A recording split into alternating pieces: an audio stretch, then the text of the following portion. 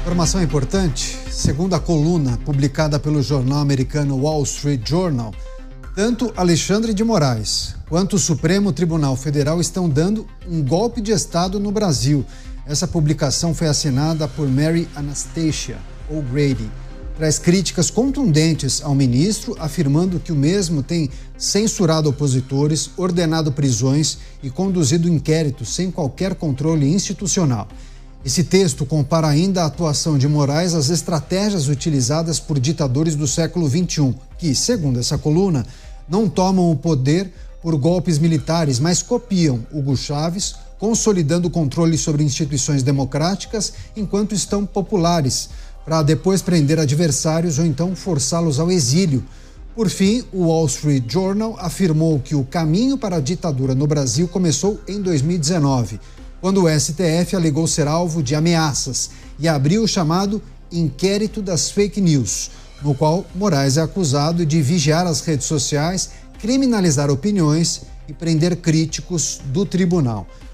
Vários aspectos, trazidos nessa reportagem, nesse texto publicado pelo Wall Street Journal. Os nossos comentaristas farão as análises necessárias. O Roberto Mota já está a postos, ao vivo no Rio de Janeiro.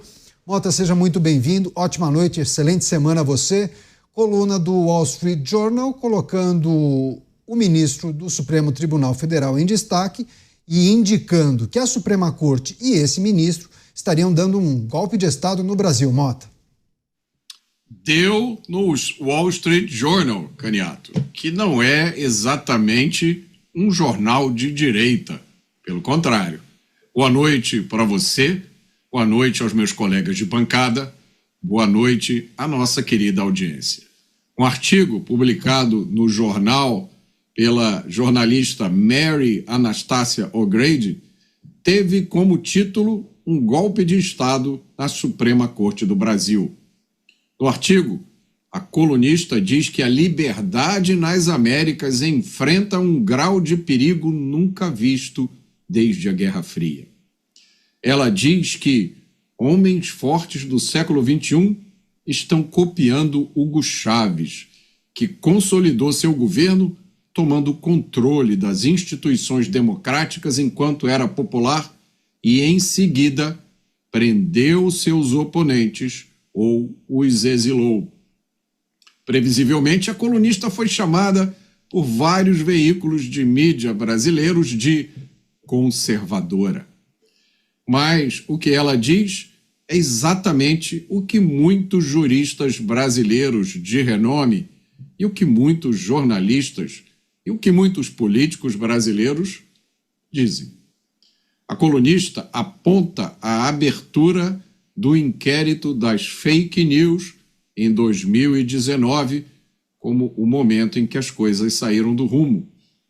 Ela diz: o inquérito foi aberto de ofício pelo tribunal, sem a participação do Ministério Público, mas o Ministério Público é a instituição responsável por investigar e denunciar criminalmente no país. Quem diz isso é a Constituição. Depois, continua a colunista, um determinado juiz foi escolhido a dedo para conduzir inquérito, embora a escolha dos juízes deva ser aleatória. Mary Anastasia O'Grady termina dizendo: não importa o que o leitor pense sobre Bolsonaro, é claro que a política tomou conta do tribunal. As elites estão começando a reclamar de juízes embriagados de poder. O Brasil nas manchetes dos informativos internacionais. Vamos chamar o Luiz Felipe Dávila, está ao vivo com a gente. Dávila, ótima noite a você. Essa reportagem, na verdade um artigo publicado pelo Wall Street Journal, críticas fortes, contundentes ao ministro da Suprema Corte, também ao STF, e a jornalista diz que o ministro em questão tem censurado opositores, ordenado prisões e conduzido inquéritos sem qualquer controle institucional.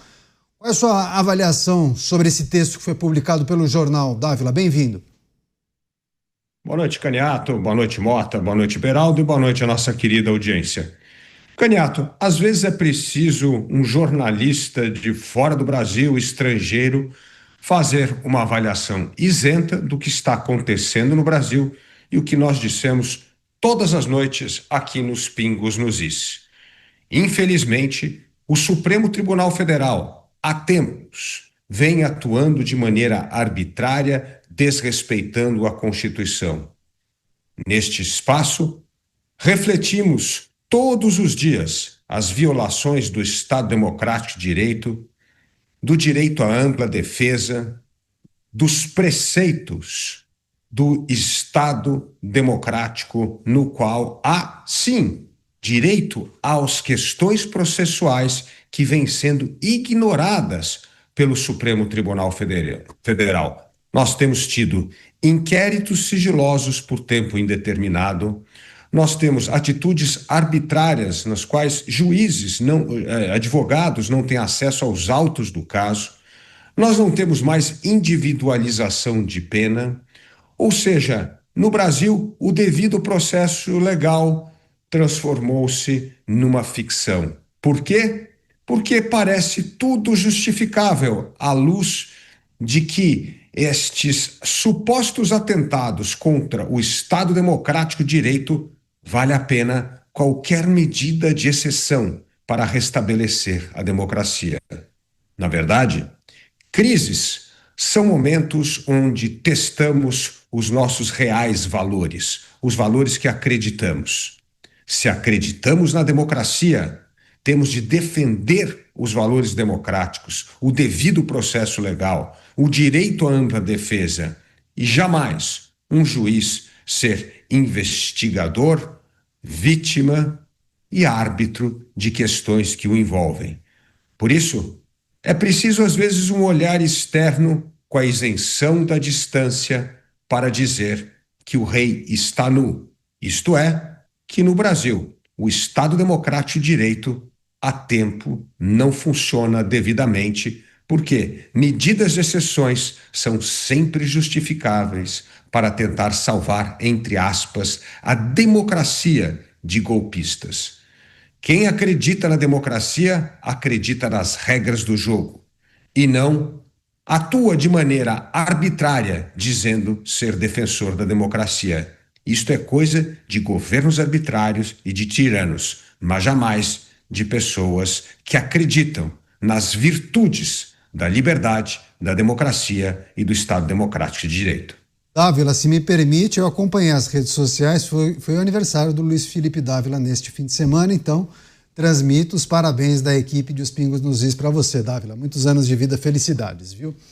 Bom, a gente segue aqui trazendo as análises e as reflexões. O Cristiano Beraldo está ao vivo com a gente, vai trazer também suas impressões sobre essa coluna publicada pelo Wall Street Journal, dizendo que tanto Alexandre de Moraes quanto o Supremo Tribunal Federal estariam dando um golpe de Estado no Brasil. Elencamos uma série de argumentos e defesas feitas por essa colunista Mary Anastasia O'Grady.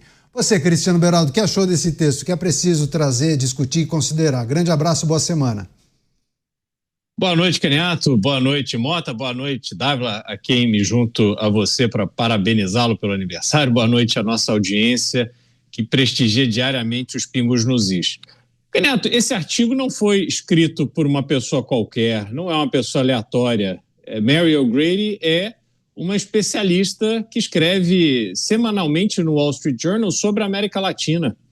Ela sabe do que ela está falando. Jornalista premiada, respeitada, que ao colocar para fora toda a percepção que existe em relação ao que está acontecendo no Brasil, desagrada uma série de pessoas que estão prontas a defender o absurdo brasileiro.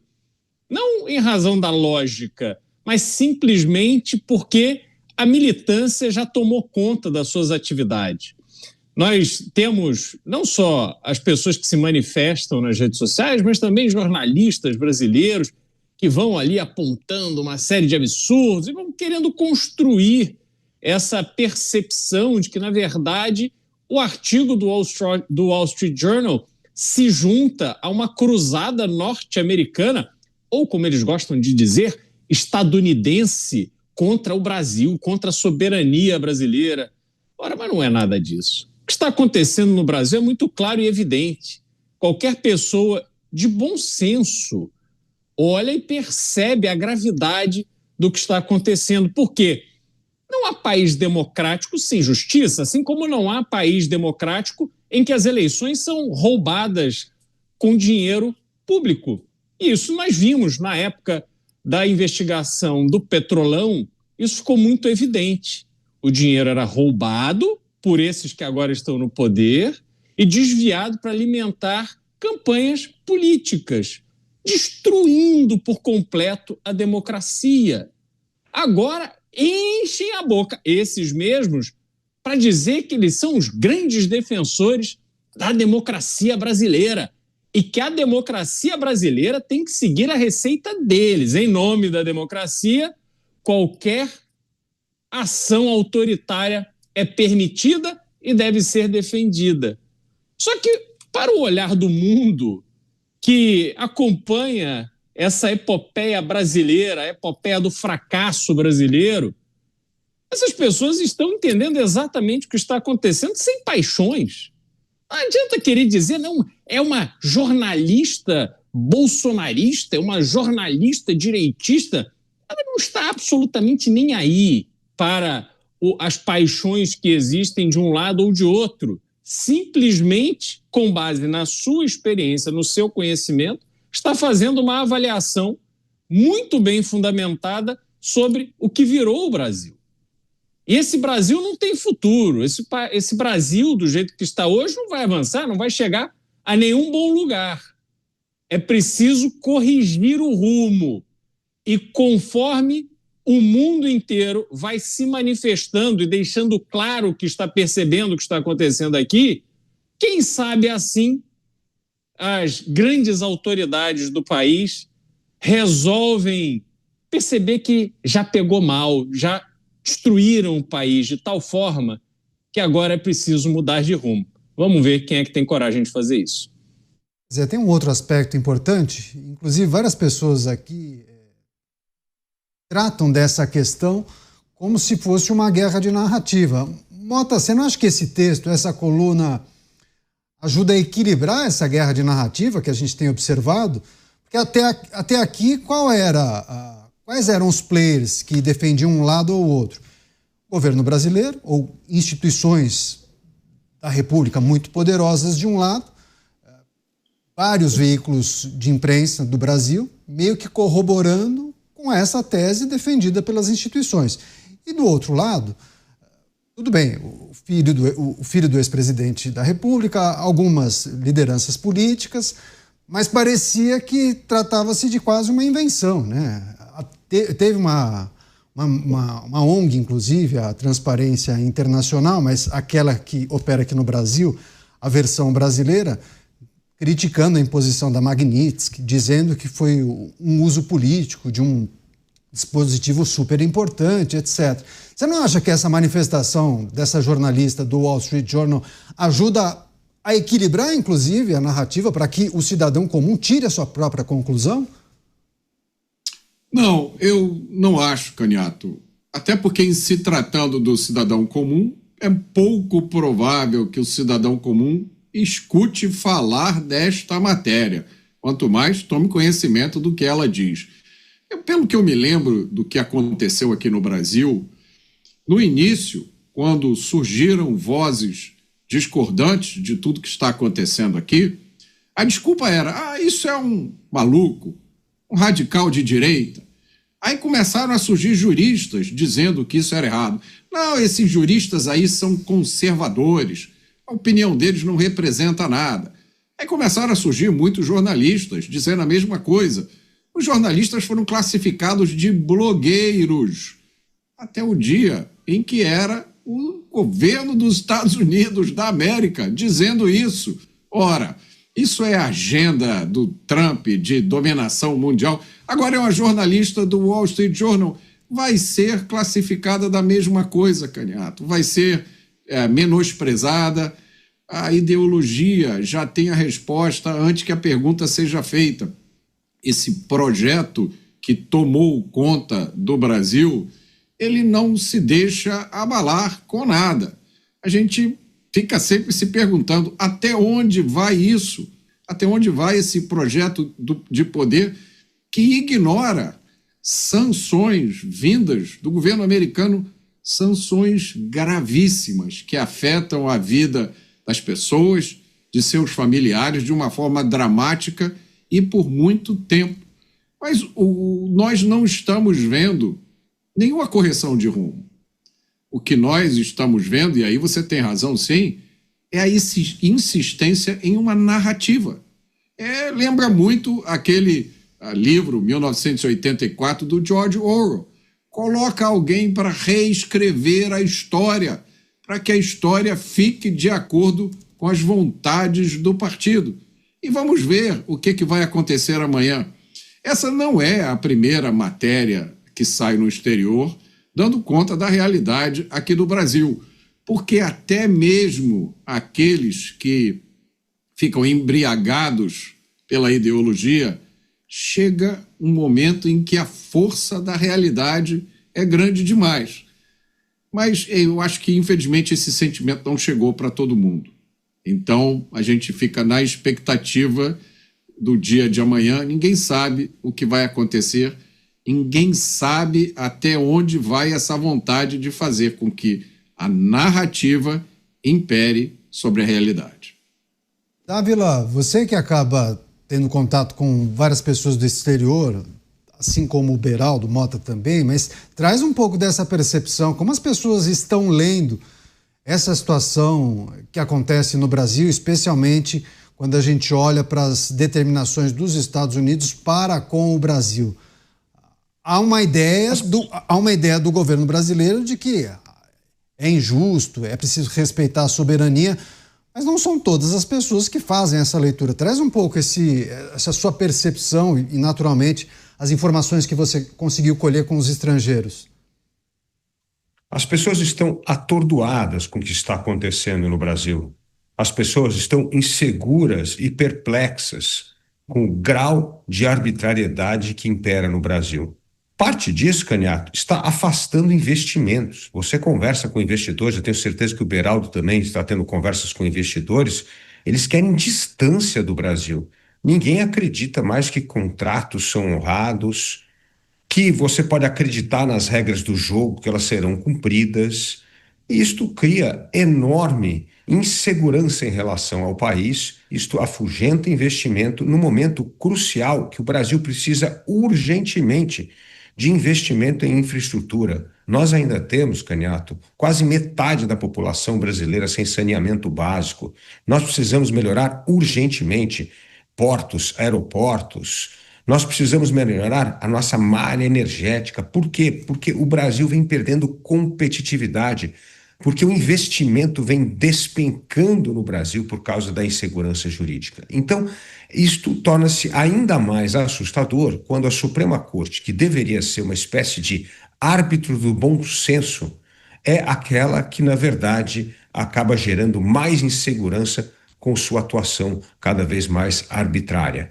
Portanto, tudo soa muito estranho. Além de tudo isso, as pessoas ficam perplexas num país no qual familiares de membros do Supremo Tribunal Federal são os grandes defensores de causas privadas no Supremo. Isto é um escândalo, é uma vergonha que todos olham com enorme perplexidade. Como é possível parentes de juízes da Suprema Corte terem lá os seus principais escritórios de advocacia defendendo interesses de clientes na Suprema Corte? Isso não faz o menor sentido, nem do ponto de vista constitucional, nem legal e, principalmente, moral. Você, Beraldo, essa é a percepção? Eu fico imaginando aqueles que estudavam o Brasil e as reais possibilidades de chegar aqui, investir ou montar uma parceria com alguma companhia. Imagino que todos esses projetos foram congelados, né? Se não congelados, adiados ou até cancelados. O que você tem percebido dos players internacionais em relação ao que acontece no Brasil?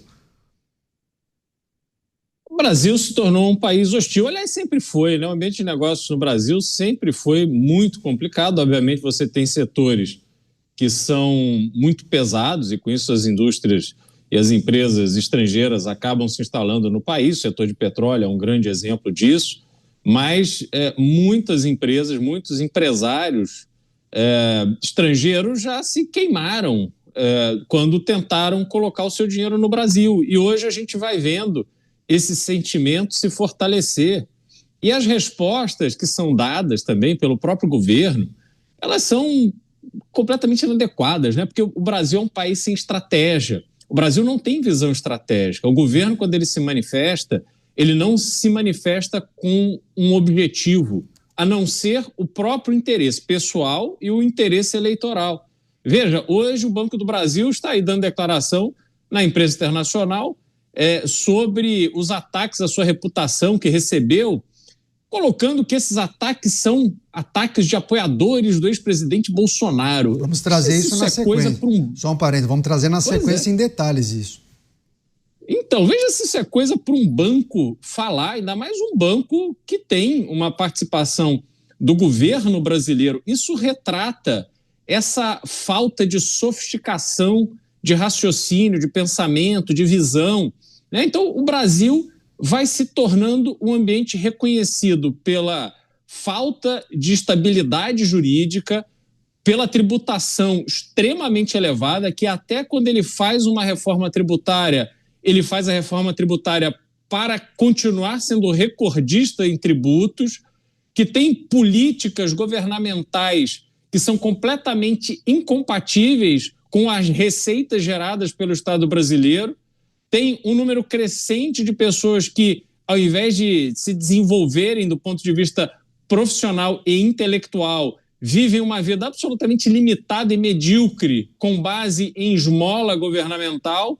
Então, como é que você faz esse Brasil dar certo? Né? O potencial existe, é um país gigantesco, que não sofre de nenhum problema grave climático, não tem neve, não tem terremoto, não tem vulcão, tem 7 mil quilômetros de costa, tem tudo para ser uma grande potência. E as pessoas percebem esse potencial. Mas aí, quando observam cada vez mais a forma como esta potência é administrada e meticulosamente trabalhado para que essa potência nunca se revele, que a gente permaneça nesse subdesenvolvimento, que o subdesenvolvimento garante o poder de poucos, o subdesenvolvimento garante o dinheiro, muito dinheiro para poucos e a miséria para muitos, essas pessoas percebem que não há absolutamente nada sério sendo trabalhado no Brasil por longo prazo. Agora, Mota, o estrago já foi feito, né? Isso deixa o Brasil cada vez mais isolado, mesmo que haja uma troca de governo, uma sinalização de um novo direcionamento, as coisas não mudam de forma automática, né? Eu digo a percepção de um outro país para o que acontece aqui dentro. Se sai um partido e entra o outro, não quer dizer que o tarifaço vai ser eliminado de forma automática. Ou seja, a situação é ruim e deve perdurar assim por um bom tempo, né? Até quando, ninguém sabe, Caniato, porque nesse caso específico, o principal foco do problema não está exatamente no governo, está no Estado brasileiro, está em pelo menos um dos 3 poderes do Estado brasileiro.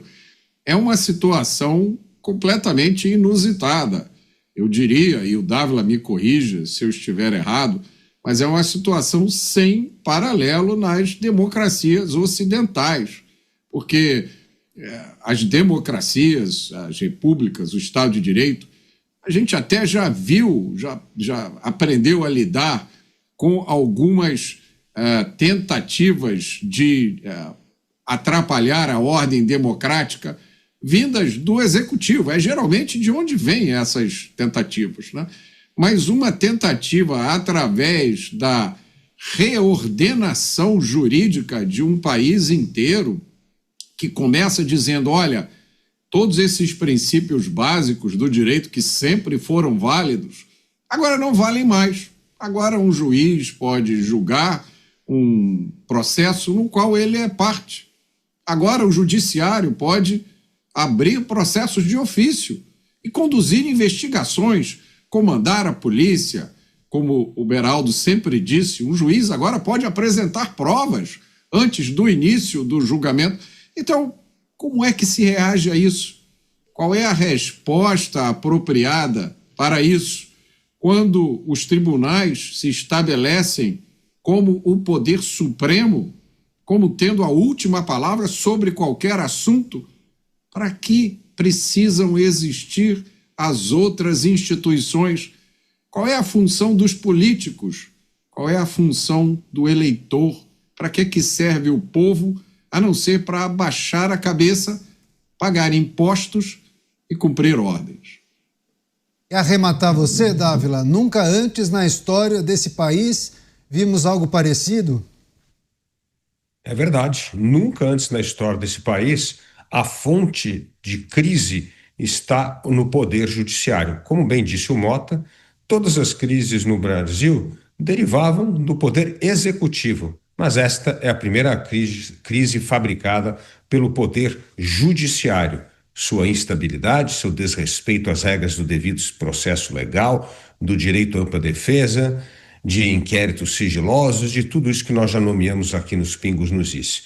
E esta insegurança jurídica afeta demais a vida de todos os brasileiros, porque acaba forçando alta de taxa de juro, insegurança no cumprimento de contratos e, como nós já dissemos aqui, acaba inibindo o investimento. E pior, Caniato, esta guerra tarifária acaba acirrando a dependência do Brasil da China.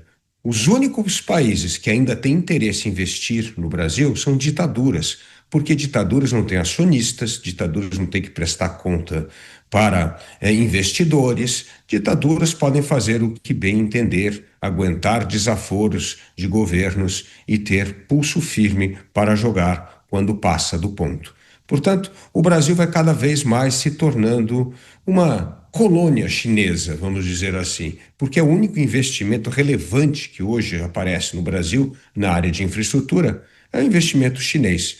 Porque, como eu disse, os chineses não têm, o governo chinês não tem que prestar satisfação para ninguém, a não ser para a cúpula do Partido Comunista. O Brasil, ao invés de estar aumentando as suas parcerias comerciais, com esta instabilidade judicial, com esta insegurança jurídica, cada vez mais se torna o favorito de ditaduras e o país que as grandes democracias querem distância, porque não dá para fazer negócio num país onde reina a instabilidade, a desconfiança e a imprevisibilidade no cumprimento das regras.